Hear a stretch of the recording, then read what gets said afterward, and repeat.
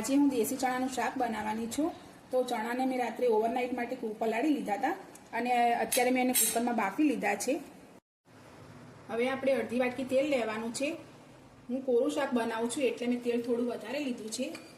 આપણે જીરું નાખવાનું છે, હિંગ નાખી દેવાની અને લસણ મરચાંની પેસ્ટ આપણે નાખી દેવાની। પછી એને થોડું સાંતળી લેવાનું। મરચાં સંતળાઈ જાય એટલે આપણે ડુંગળી નાખી દેવાની છે, એને થોડી હલાવી લઈશું। ડુંગળી જ્યાં સુધી લાલ ના થાય ત્યાં સુધી એને શેકાવા દેવાની।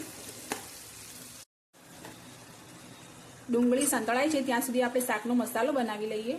વાટકીમાં આપણે થોડું પાણી લેવાનું છે, આપણે હળદર નાખવાની છે, 1 ચમચી મરચું નાખવાનું છે, 1 ચમચી ધાણા જીરું નાખવાનું છે અને થોડું મીઠું નાખવાનું છે। પછી આપણે એને મિક્સ કરી લેવાનું છે। મીઠો લીમડો હું વઘારમાં નાખવાનું ભૂલી ગઈ હતી એટલે હું એને થોડો ઉપરથી નાખી દઉં છું। આપણે શાકનો મસાલો તૈયાર કરીને રાખ્યો તો એ આપણે નાખી દેવાનો છે અને એને પણ મિક્સ કરી લેવાનું છે।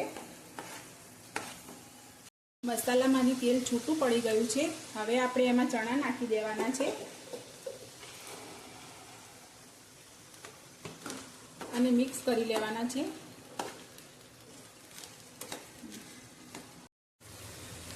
હવે આપણા ચણા મિક્સ થઈ ગયા છે। હવે આપણે 1 ગ્લાસ એમાં પાણી નાખી દેવાનું।